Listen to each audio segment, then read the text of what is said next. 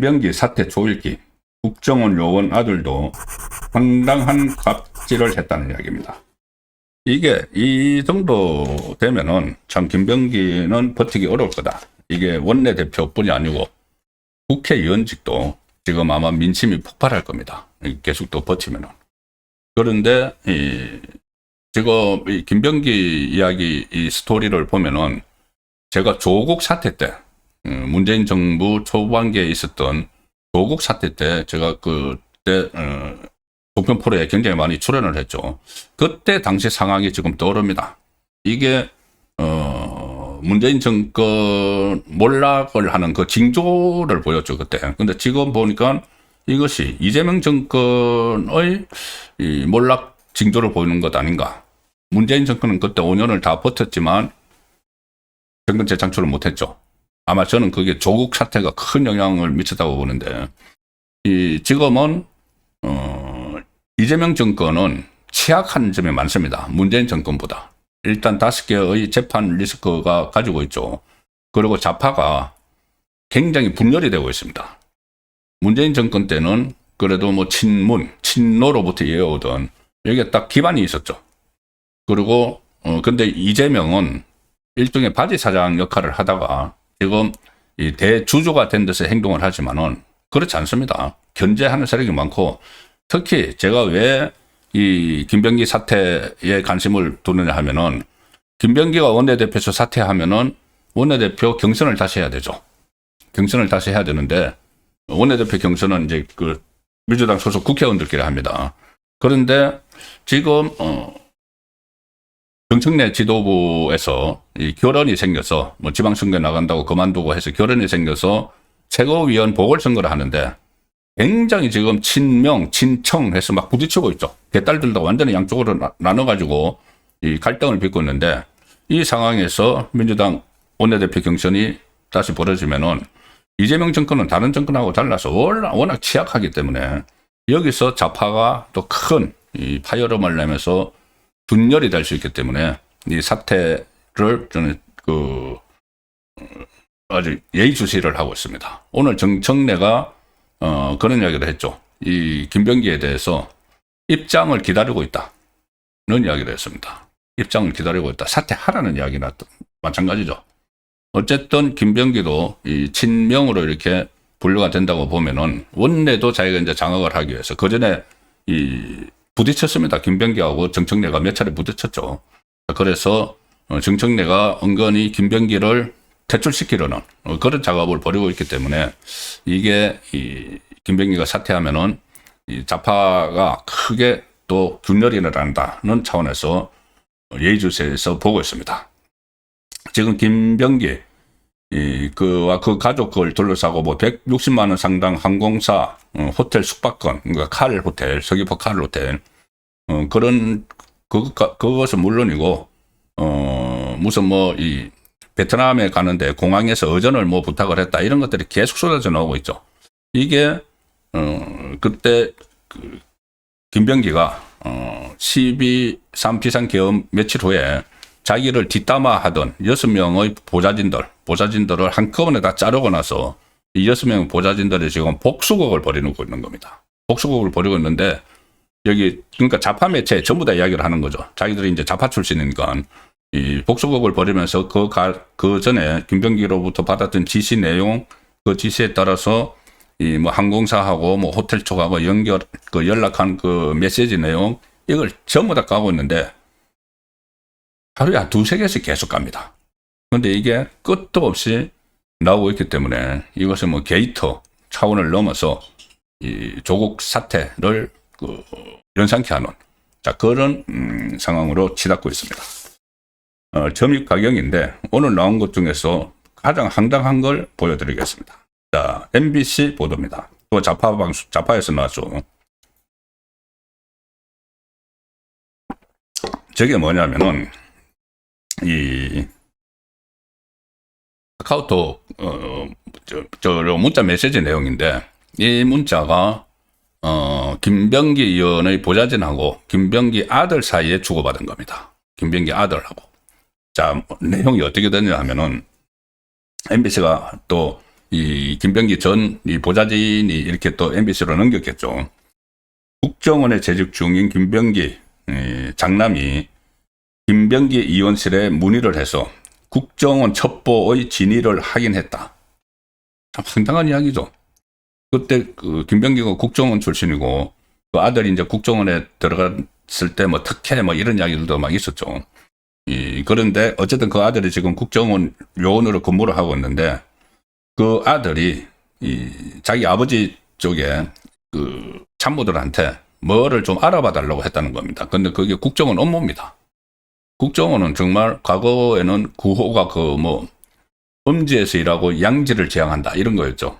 그러니까는 정말 첩보 영화를 보는 것처럼 그렇게 움직여야 되는데 국정원 요원이 자기 아버지가 국회의원이라고 그 국회의원 비서들한테 이거 좀 알아봐 주세요. 그렇게 했다는 겁니다. 그 메시지 내용이 그런 겁니다. 지난 작년 말에 해임이 된 6명 쭉 해임됐죠.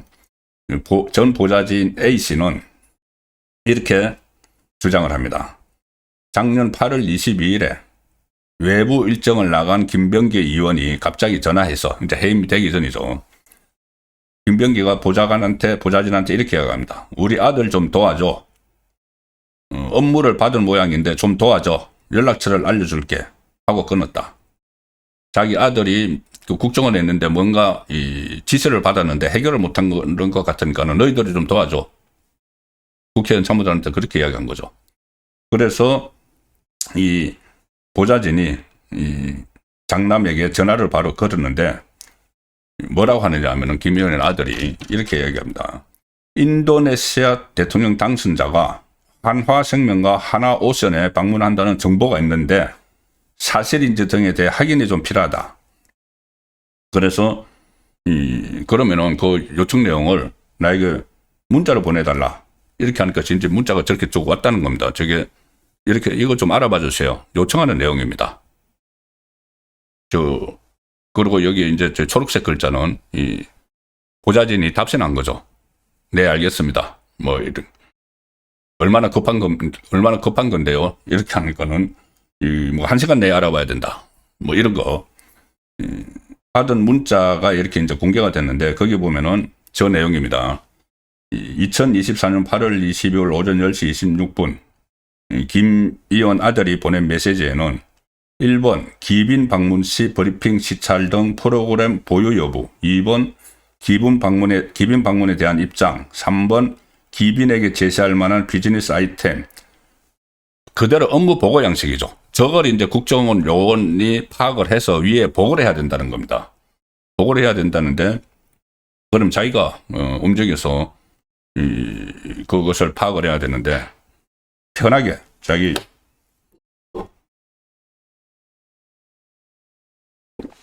아버지의 보좌진에게 이야기를 한 거죠. 그리고 이거 그 김병기 아들이 이거 급한 건이다. 그렇게 하면서 위에서는 1시 전까지 받아보길 희망하는데 한 2시 정도로는 더 늦춰보겠다. 지금 빨리 다른 거 하지 말고 저 빨리 알아봐라는 이야기입니다. 그래서 거기에 대해서 보좌진이 이것을 하나 측에 연락해서 사실관계를 다 확인을 해서 아들에게 다시 전달을 해줬다. 그러면 이제 그 아들은 그걸 가지고 위에다 보고를 하겠죠. 국정원 위에다가 자기가 파악을 한 것처럼. 이런 일이 지금 벌어지고 있습니다. 이건 정말 특히 김병기는 그때 국정원이 피감기관인 정보위원회에 속해 있었다. 그런데 자기 아들이 이 국정원에 있는데 국정원에서 뭐를 이제 일을 시킨 거죠. 일을 시켰는데 그걸 자기 아버지의 참모들이 해결을 하도록 한 겁니다. 이게 오늘 또 새로 드러난 거고 이것뿐이 아닙니다. 로컨 뉴스에서는 또 이런 단독 기사가 나왔습니다. 지금 좌파 매체에서 계속 나오고 있죠. 이 보좌진들이 이 좌파 매체에 다 주고 있기 때문에 김병기가 과거 국정감사에서 특정 업체에 유리한 방향의 질의를 한 뒤에 그 업체로부터 후원금을 받은 사실이 또 확인됐다. 각종 특혜 의혹에 이어서 대가성 후원 정황까지 드러났다. 이 뭐 일일이 뭐 소개시켜 드리기도 참 민망한 이렇게 이야기들입니다. 국정감사에서 어느 특정 업체 유리한 그 지르를 해주고 그 대가로 후원금 500만 원을 받았다는 겁니다. 그런 것들도 오늘 나왔고, 심지어 김병기 부인이 법인카드를 유용했다. 이런 이야기까지도 나왔습니다. 뉴스타파, 이것도 또 좌파 매체에서 한 건데, 부인이 이 동작구 의회 부의장으로부터 그 구의회 업무 추진비 카드를 제공받아서 여의도 소재 고급 일식점 등에서 사용했다. 이런 내용들도 지금 쏟아지고 있습니다. 어쨌든 이렇게 되면은 김병기가 더 버티지 못하죠. 아마 원내대표직을 내놓고 국회의원직은 가지고 있으려고 할 겁니다. 국회의원직은 자기 방어를 위해서도 이제 수사를 받아야 되니까. 그런데 이 원내대표직을 내놓으면은 제가 말씀드린 대로 민주당에서 다시 경선이 있어야 되고, 그러면은 이것을 지금 김병기 쪽을 몰아내려는 시도를 하는 세력이 또 안에 있죠. 그래서 이재명 정권의 균열하는 그런 하나의 기폭제가 될 가능성도 있다는 내용을 소개를 드렸습니다.